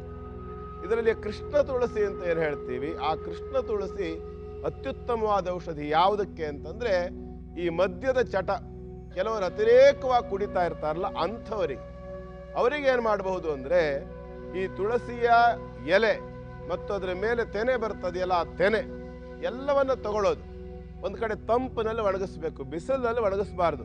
ನೆನಪಿಟ್ಕೊಳ್ಳಿ, ಯಾವುದೇ ಔಷಧಿಗೆ, ಯಾವುದೇ ಗಿಡವನ್ನೇ ಆಗಲಿ ಬಿಸಿಲಿನಲ್ಲಿ ಒಣಗಿಸಿ ಬಳಸಿದರೆ ಅದರ ಶಕ್ತಿ ಕಡಿಮೆ ಆಗುತ್ತೆ. ಕೆಲವುದಕ್ಕೆ ಮಾತ್ರ ಬಿಸಿಲಿನಲ್ಲಿ ಒಣಗಿಸ್ಬೇಕಾಗತ್ತೆ, ಅದು ಕಾಳು ಕಡಿಗಳಿಗೆ ಅಥವಾ ಬೇರಿಗೆ. ಆದರೆ ಎಲೆಗಳನ್ನು ಮಾತ್ರ ಆದಷ್ಟು ತಂಪಿನಲ್ಲೇ ಒಣಗಿಸ್ಬೇಕು. ಹಾಗೆ ತಂಪಿನಲ್ಲಿ ಒಣಗಿಸಿ ಕುಟ್ಟಿ ಪುಡಿ ಮಾಡಿರ್ತಕ್ಕಂಥ ಕಪ್ಪು ತುಳಸಿಯ ಪುಡಿ ಏನಿದೆ, ಆ ಪುಡಿಯನ್ನ ಅವರು ತಿನ್ನುವಂಥ ಆಹಾರದಲ್ಲಿ, ಅದರಲ್ಲೂ ವಿಶೇಷವಾಗಿ ಮಜ್ಜಿಗೆಯಲ್ಲಿ, ಕಡದ ಮಜ್ಜಿಗೆ ಆಗಿರಬೇಕು, ಕಡದ ಮಜ್ಜಿಗೆಯಲ್ಲಿ ಬೆರೆಸಿ ಮತ್ತೆ ಸ್ವಲ್ಪ ಮೇಲಿಂದ ನಿಂಬೆ ಹುಳಿಯನ್ನು ಹಾಕಿ ಕುಡಿಸಿದ ಪಕ್ಷದಲ್ಲಿ ಸ್ವಲ್ಪ ಹೆಚ್ಚು ಕಾಲ ಕುಡಿಸಬೇಕಾಗತ್ತೆ.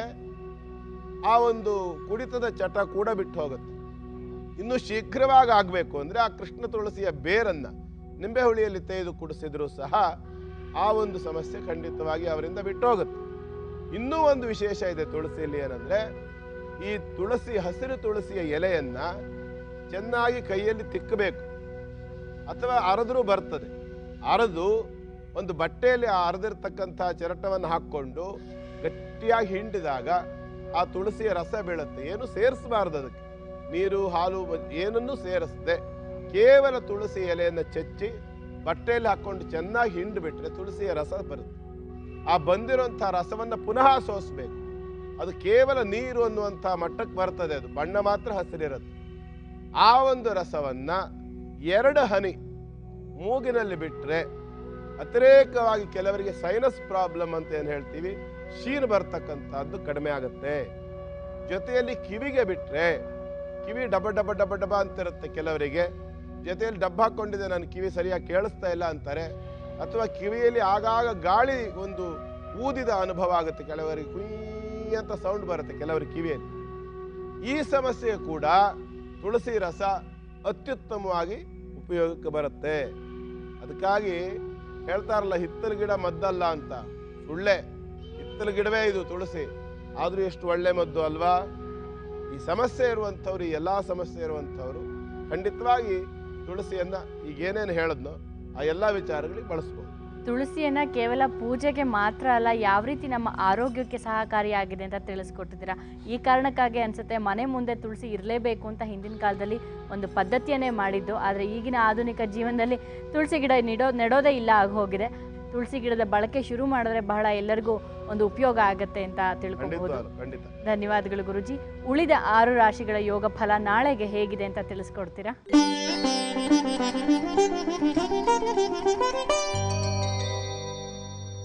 ಮೊದಲು ತುಲಾರಾಶಿ.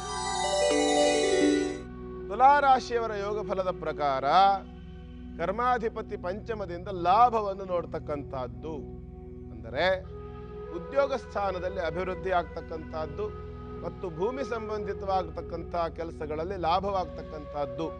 ಈ ಇತ್ಯಾದಿ ಉತ್ತಮವಾದಂಥ ಯೋಗಗಳಿದೆ. ಹಾಗಾಗಿ ತುಲಾರಾಶಿಯವರು ಹೆಚ್ಚು ಆತಂಕ ಪಡಬೇಕಾದ್ದಿಲ್ಲ. ಆದರೆ ಭಾಗ್ಯಸ್ಥಾನದಲ್ಲಿರ್ತಕ್ಕಂಥ ಗುರು ನೀಚನಾಗಿರೋದ್ರಿಂದ ಪತನ ಭಯ ಅದು ಮುಂದುವರಿತಾ ಇದೆ. ಕಾರಣ ಎಲ್ಲಾದರೂ ಬಿದ್ದು ಪೆಟ್ಟು ಮಾಡಿಕೊಳ್ತಕ್ಕಂಥ ಯೋಗ ಕೂಡ ಇದೆ. ಮತ್ತು ತುಲಾರಾಶಿಯವರ ಗಂಡು ಮಕ್ಕಳಿಗೆ ಸ್ವಲ್ಪ ಇದು ಹೆಚ್ಚಾಗಿ ಕಾಣಿಸುತ್ತೆ. ತುಲಾರಾಶಿಯವರ ಗಂಡು ಮಕ್ಕಳು ವಾಹನದಲ್ಲಿ ಪ್ರಯಾಣ ಮಾಡುವಾಗ ಬೀಳತಕ್ಕಂಥ ಅಪಾಯ ಇದೆ, ಎಚ್ಚರಿಕೆ ಇರಬೇಕು, ಬಹಳ ಎಚ್ಚರಿಕೆಯನ್ನು ವಹಿಸಬೇಕು.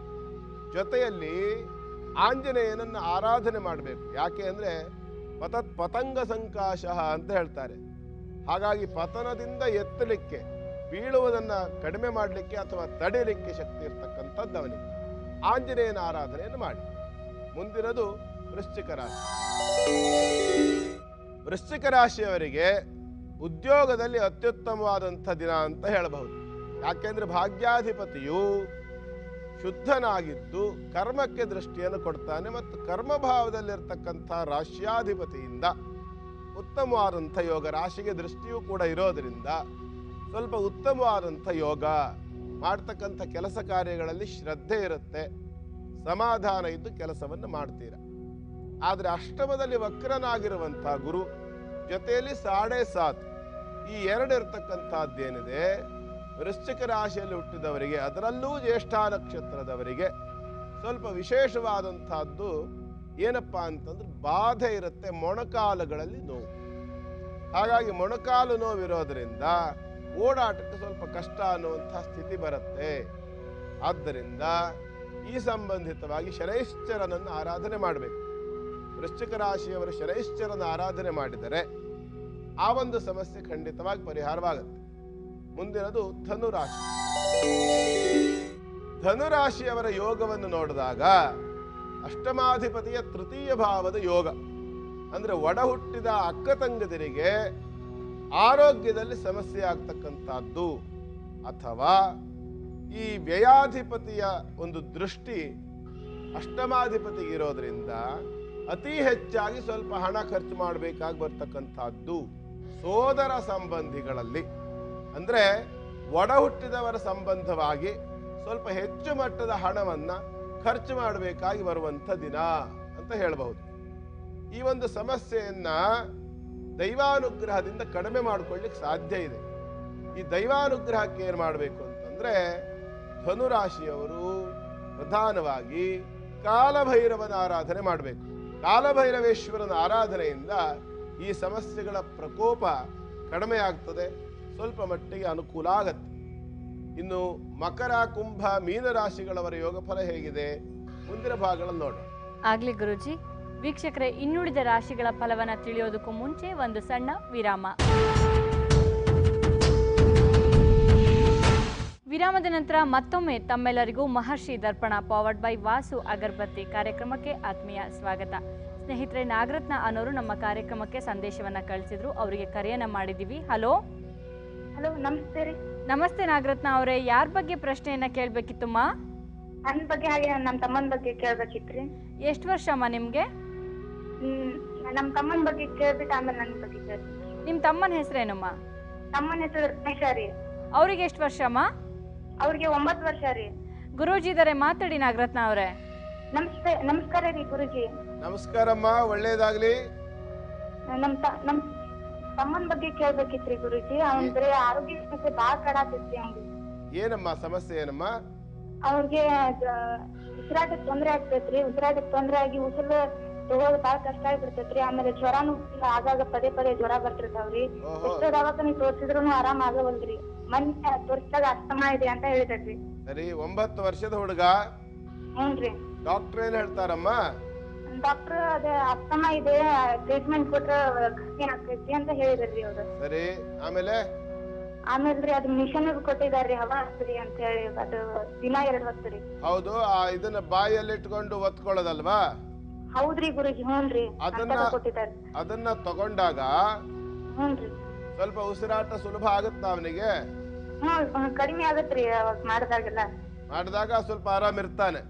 ಹ್ಞೂನ್ರಿ, ಆರಾಮ್ ಇರ್ತಾನ್ರಿ ಅವ್ನು. ಸರಿ, ಬಿಸಿಲು ಜಾಸ್ತಿ ಆದಾಗ ಜಾಸ್ತಿ ಆಗುತ್ತೋ ಅಥವಾ ಚಳಿಗೆ ಜಾಸ್ತಿ ಆಗುತ್ತೋ ಉಸಿರಾಟ ತೊಂದ್ರೆ? ಚಳಿ ತಂಪು ಜಾಸ್ತಿ ಆದಾಗ ಆಗ್ತದ್ರಿ ಗುರುಜಿ ಅವ್ನಿಗೆ ತಂಪು ಜಾಸ್ತಿ ಆದಾಗ ಆಗ್ತದೆ ಅಲ್ವಾ? ಹ್ಞೂನ್ರಿ. ಮತ್ ನನ್ ಬಗ್ಗೆ ಒಂಚೂರು ಕೇಳ್ಬೇಕಿತ್ರಿ. ಸರಿಯಮ್ಮ, ಮೊದಲು ನಿಮ್ಮ ತಮ್ಮನ ವಿಚಾರವಾಗಿ ಹ್ಞೂನ್ರಿ. ಜಲಾಂತರ ದರ್ಶಿನಿಯಲ್ಲಿ ನೋಡ್ತೀನಿ. ಹ್ಞೂನ್ರಿ ಗುರುಗಳೇ. ನೋಡಿ ಅದರ ಪರಿಹಾರ ತಿಳಿಸ್ತೀನಮ್ಮ.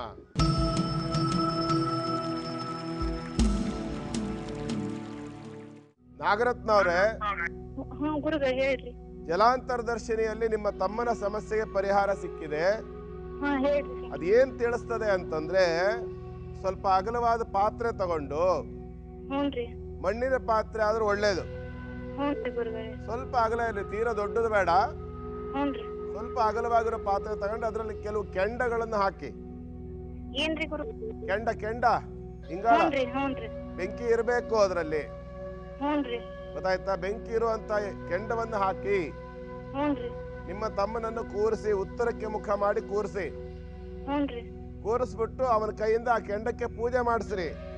ಹ್ಞೂನ್ರಿ. ಅರಿಶಿನ ಹಾಕ್ಸಿ, ಹ್ಞೂನ್ರಿ. ಕುಂಕುಮ ಹಾಕ್ಸಿ, ಹ್ಞೂನ್ರಿ. ಸ್ವಲ್ಪ ಸಾಂಬ್ರಾಣಿ ಹಾಕ್ಸಿ. ಜಾಸ್ತಿ ಹಾಕಿಸ್ಬೇಡಿ, ಸ್ವಲ್ಪ ಹಾಕ್ಬೇಕು.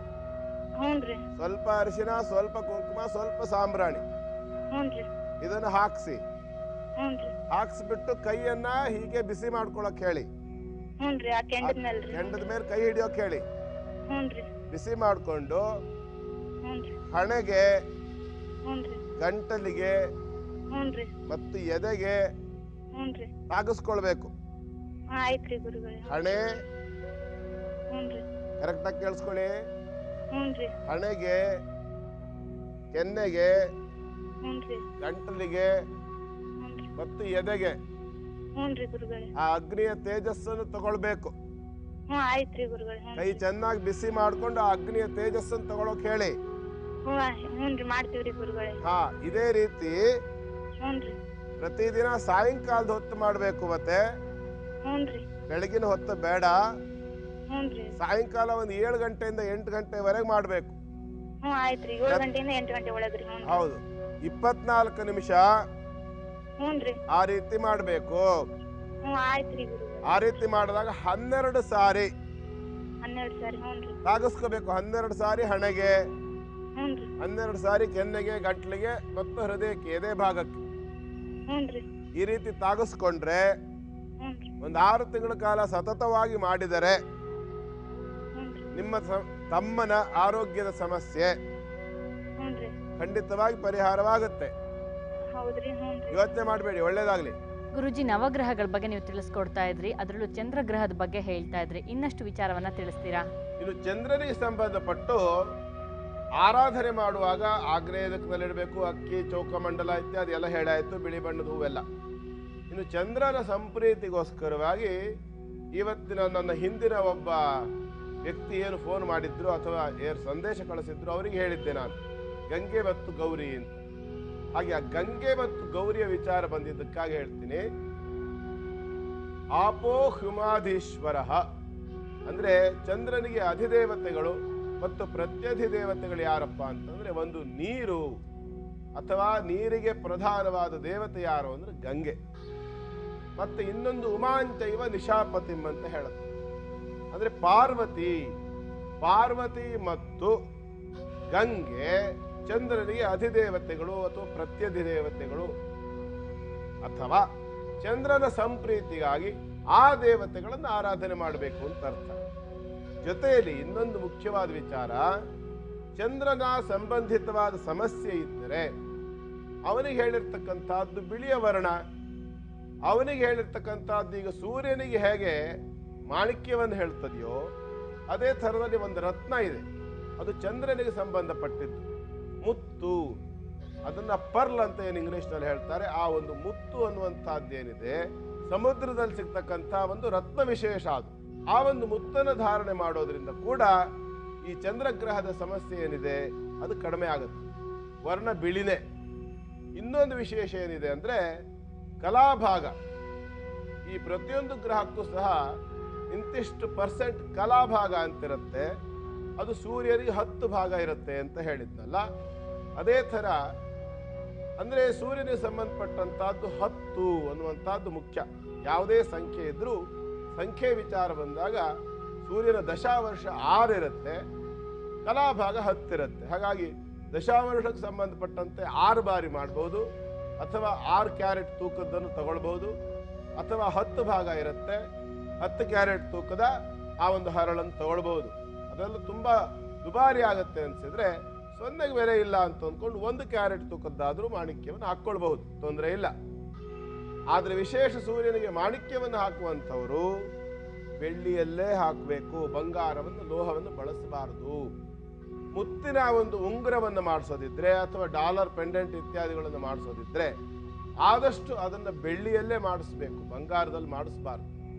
ಕೆಲವು ಲೋಹಗಳು ಅಥವಾ ಕೆಲವು ಧಾತುಗಳು ಈ ರತ್ನಗಳು ಜೊತೆಯಲ್ಲಿ ಸೇರಿದಾಗ ಒಂದು ಒಳ್ಳೆಯ ಒಂದು ಎನರ್ಜಿ ಅಂತ ಏನು ಹೇಳ್ತೀವಿ, ಪಾಸಿಟಿವ್ ಎನರ್ಜಿ, ಒಂದು ಸಾತ್ವಿಕ ಶಕ್ತಿಯನ್ನು ನಾವು ಕೊಡಬೇಕು ಅಂತಂದ್ರೆ ಅಲ್ಲಿ ಜೊತೆಯಲ್ಲಿರ್ತಕ್ಕಂಥ ಧಾತು ಕೂಡ ಪ್ರಧಾನವಾಗುತ್ತೆ.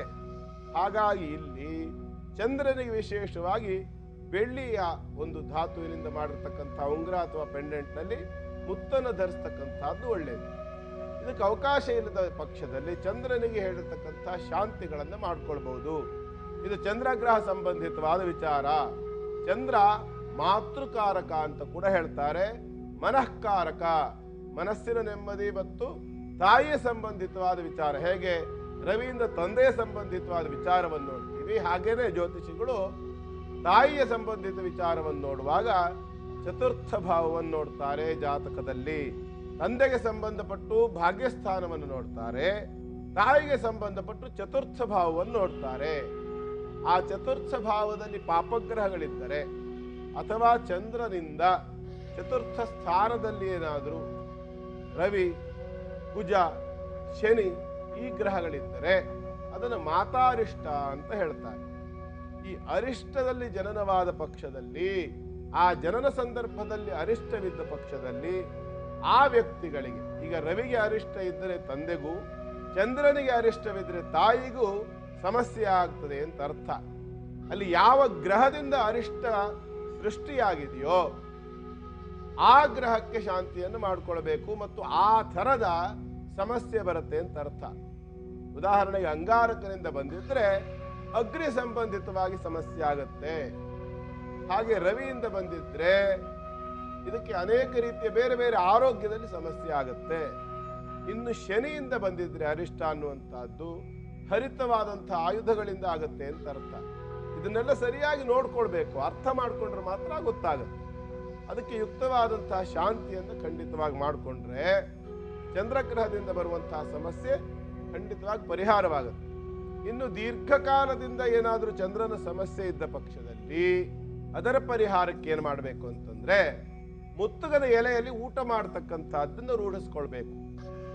ಮುತ್ತುಗದ ಎಲೆಯಲ್ಲಿ ಊಟ ಮಾಡೋದ್ರಿಂದ ಮುತ್ತುಗದ ಸಮಿತ್ತು ಏನು ಚಂದ್ರನಿಗೋಸ್ಕರ ಬಳಸ್ತೇವೋ ಹಾಗೆ ಮುತ್ತುಗದ ಗಿಡದಿಂದಲೇ ಬರ್ತಕ್ಕಂಥ ಎಲೆಯಲ್ಲಿ ಊಟ ಮಾಡೋದ್ರಿಂದ ಅದರಲ್ಲಿರ್ತಕ್ಕಂಥ ತತ್ವಗಳು ಶರೀರಕ್ಕೆ ಆಹಾರದ ಮುಖಾಂತರ ಹೋಗಿ ನಮ್ಮ ಶರೀರದಲ್ಲಿ ಚಂದ್ರಗ್ರಹಕ್ಕೆ ಸಂಬಂಧಪಟ್ಟಂತಹ ಏನು ತತ್ವಗಳು ಅಂತಿರುತ್ತೆ ಅದರಲ್ಲಿ ಆಗುವಂತಹ ವ್ಯತ್ಯಾಸಗಳನ್ನ ಅಥವಾ ಅದರಲ್ಲಿ ಆಗ್ತಕ್ಕಂತಹ ದುಷ್ಪರಿಣಾಮಗಳನ್ನ, ಕೆಟ್ಟ ಸಮಸ್ಯೆಗಳು ಅಂತ ಏನು ಬರ್ತದೆ ಆ ಒಂದು ಕೆಟ್ಟ ಸ್ಥಿತಿಯಿಂದ ಪರಿಹಾರವನ್ನು ಹೊಂದಬಹುದು.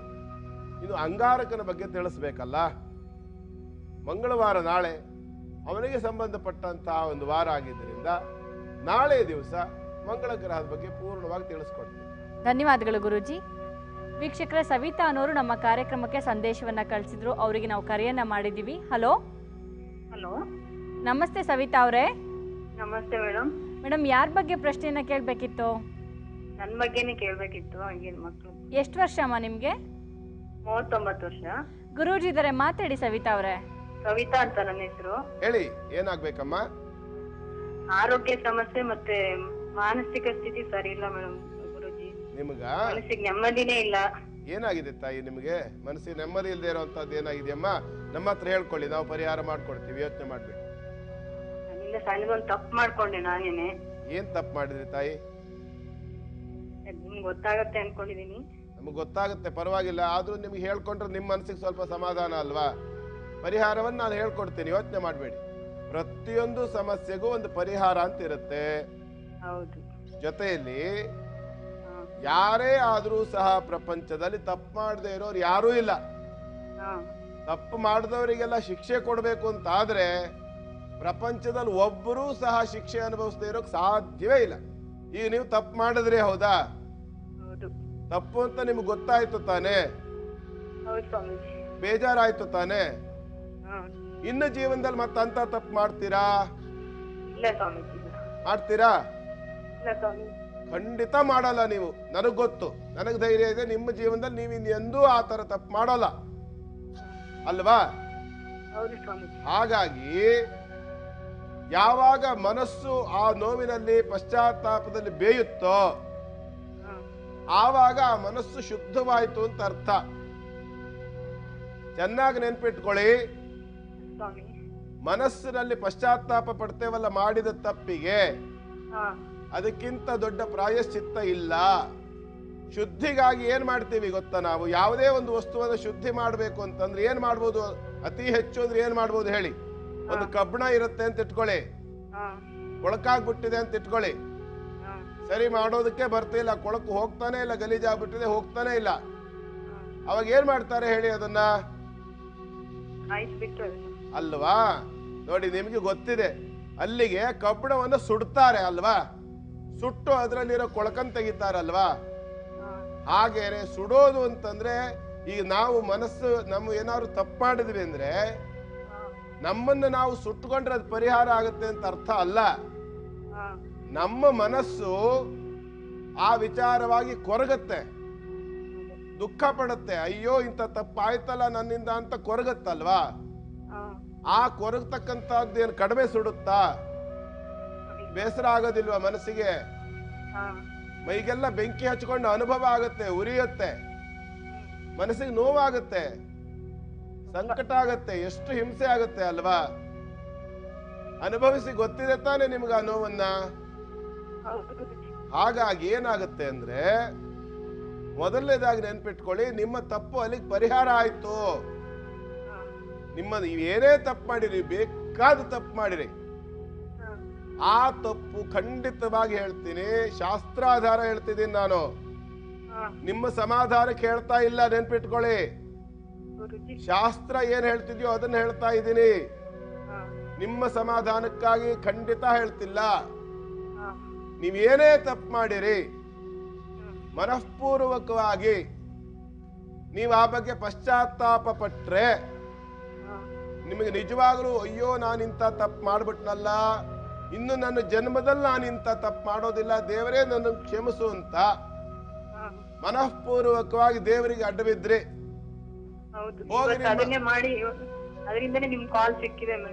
ಜೊತೆಯಲ್ಲಿ ನಿಮಗೆ ಜನ್ಮ ಕೊಟ್ಟ ತಂದೆ ತಾಯಿ ಇದ್ದಾರಾ? ತಂದೆ ಇಲ್ಲ, ಇವಾಗ ತಾಯಿ ಇದ್ದಾರ ತಾನೆ?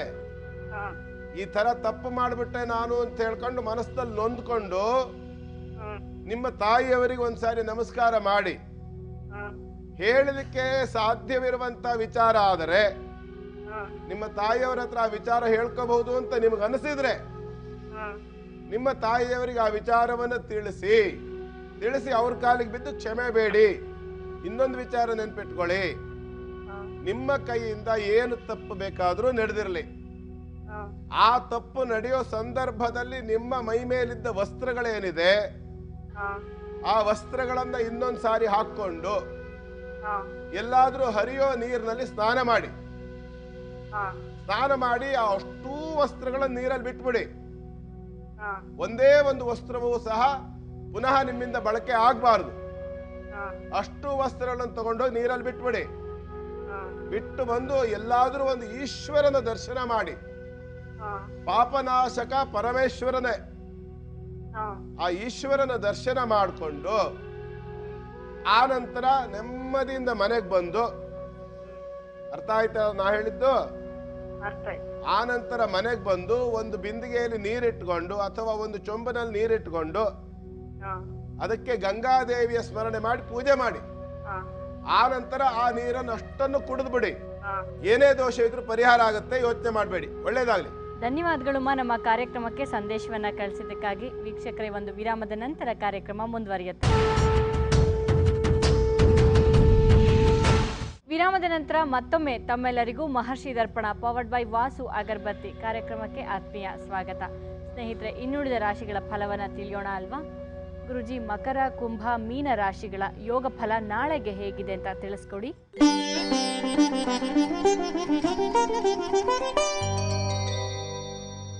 ಮೊದಲು ಮಕರ ರಾಶಿ. ಮಕರ ರಾಶಿಯವರ ಯೋಗ ಫಲ ಮಿಶ್ರ ಫಲ. ಲಾಭ ಇದೆ, ನಷ್ಟವೂ ಹೌದು.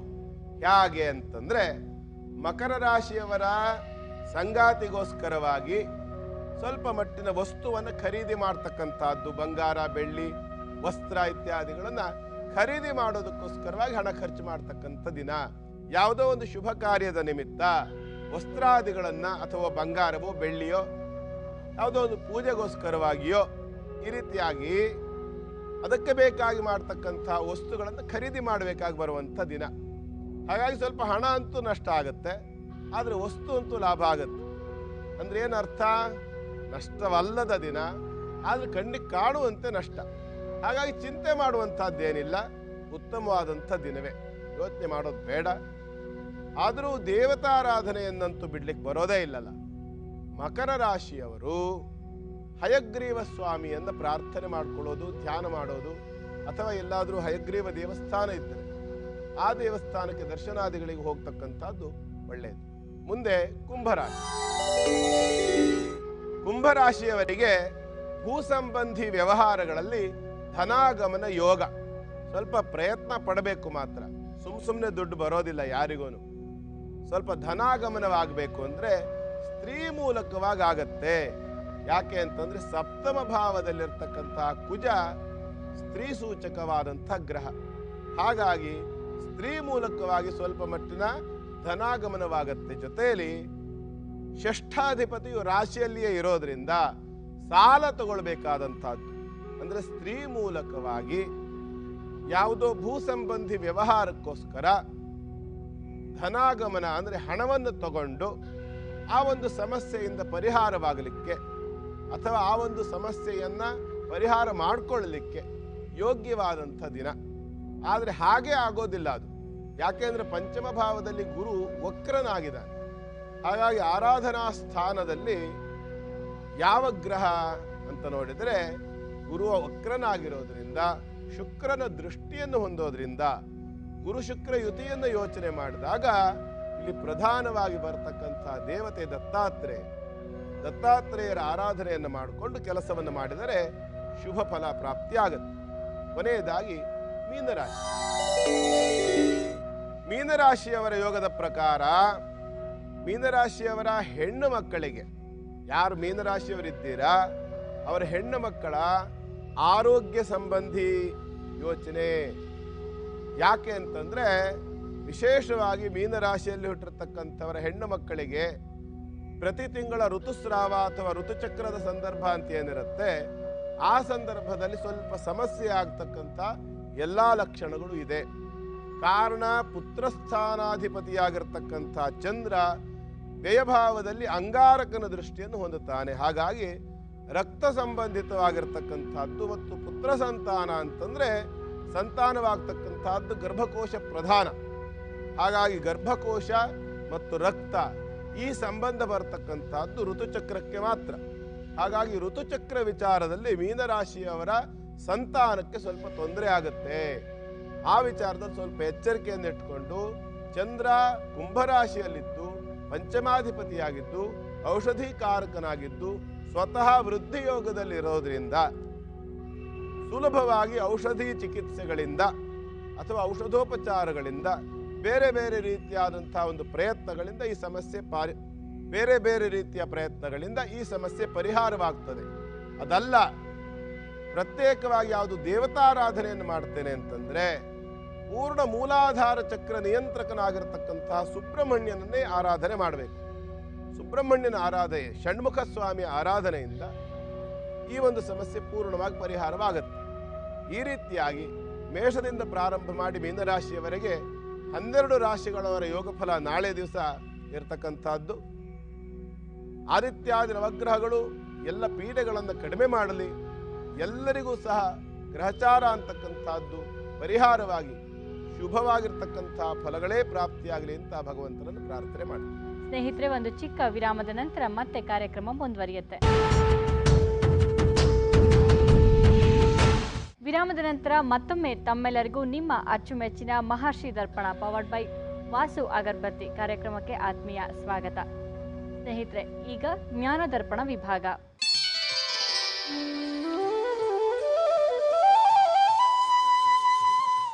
ಗುರುಜಿ, ಇವತ್ತಿನ ಪ್ರಶ್ನೆ: ತ್ರಿಮೂರ್ತಿಗಳು ಒಟ್ಟಾಗಿ ಒಂದೇ ಸ್ಥಳದಲ್ಲಿ ಪ್ರಕಟವಾಗುವಂತಹ ಸ್ಥಳ ಭಾರತ ದೇಶದಲ್ಲಿ ಎಲ್ಲಿದೆ?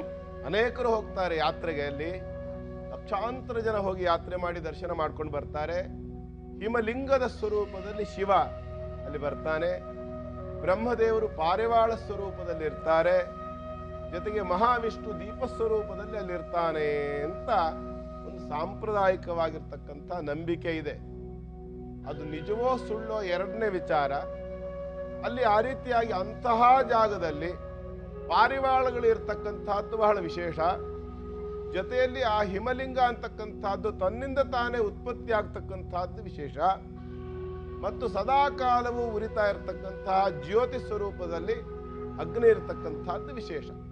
ಹಾಗಾಗಿ ಈ ಮೂರೂ ಸ್ವರೂಪವನ್ನು ಬ್ರಹ್ಮ ವಿಷ್ಣು ಮಹೇಶ್ವರ ಅಂತೇಳಿ ತಿಳಿದುಕೊಂಡು ನಂಬಿಕೆಯಿಂದ ಹಲವಾರು ವರ್ಷಗಳಿಂದ ಶತಶತಮಾನಗಳಿಂದ ನಮ್ಮ ಜನ ಪೂಜೆ ಮಾಡ್ಕೊಂಡು ಬಂದಿದ್ದಾರೆ. ಅದಿರ್ತಕ್ಕಂಥದ್ದು ಒಂದು ಗುಹೆ ಒಳಗೆ. ಆ ಗುಹೆ ಹೇಗಿದೆ ಅಂದರೆ, ಆ ಗುಹೆ ಬಾಯಿ ಎಷ್ಟು ದೊಡ್ಡದಾಗಿದೆ ಅಂದರೆ ಸಲೀಸಾಗೋದ್ರೊಳಗಡೆ ಒಂದು ಹೆಲಿಕಾಪ್ಟರ್ ಹೋಗ್ಬಿಡುತ್ತೆ, ಅಷ್ಟು ದೊಡ್ಡಕಿದೆ ಆ ಗುಹೆ ಬಾಯಿ. ಅಮರನಾಥ ಕ್ಷೇತ್ರ.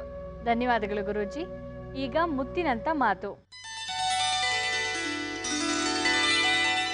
ಮುತ್ತಿನಂತ ಮಾತಿನಲ್ಲಿ ಈ ದಿವಸ ಯಾವ ವಿಷಯದ ಬಗ್ಗೆ ತಿಳಿಸ್ಕೊಡ್ತಾ ಇದ್ದೀರಾ ಗುರೂಜಿ? ಹಿಂದೆ ನಿಂತಿರ್ತಕ್ಕಂಥ ಒಂದು ವಿಷಯ ಈಗ ಮುಂದುವರಿಯುತ್ತೆ. ಬ್ರಾಹ್ಮಣ, ಕ್ಷತ್ರಿಯ, ವೈಶ್ಯ, ಶೂದ್ರ ಅನ್ನುವಂಥ ಈ ಒಂದು 4 ವರ್ಣಗಳು ಗುಣ ಸ್ವಭಾವಗಳಿಂದ ಬಂದವು ಅಂತ ತಿಳಿಸ್ತಾ ಇದ್ದೆ. ಇದರಲ್ಲಿ ಬ್ರಾಹ್ಮಣ ವರ್ಗದ ಬಗ್ಗೆ ತಿಳಿಸಿದ್ದೆ. ಯಾಕೆ ವರ್ಗದ ಬಗ್ಗೆ ತಿಳಿಸ್ತಾ ಇದ್ದೀನಿ, ವರ್ಣದ ಬಗ್ಗೆ ತಿಳಿಸ್ತಾ ಇದ್ದೀನಿ ಅಂತಂದ್ರೆ, ಸಾಮಾಜಿಕವಾಗಿರ್ತಕ್ಕಂಥ ಏರುಪೇರು, ಮೇಲು ಕೀಳು ಅನ್ನುವಂಥ ಭೇದ ಭಾವವನ್ನ ಮನುಷ್ಯರು ಸೃಷ್ಟಿ ಮಾಡಿದ್ದೇ ಹೊರತು ವೇದಶಾಸ್ತ್ರಗಳಲ್ಲಿ ಹೇಳಿಲ್ಲ, ಪುರಾಣಗಳಲ್ಲಿ ಹೇಳಿಲ್ಲ, ಭಗವಂತ ನಿಶ್ಚಯ ಮಾಡಿ ತಿಳಿಸಿಲ್ಲ. ಹಾಗಾಗಿ ಭೇದ ಇಲ್ಲ. ಯಾರು ಯಾರನ್ನು ಬೇಕಾದ್ರೂ ಅಭಿಮಾನದಿಂದ ನೋಡಬಹುದು, ಗೌರವ ಕೊಡಬಹುದು, ನಮಸ್ಕಾರ ಮಾಡಬಹುದು.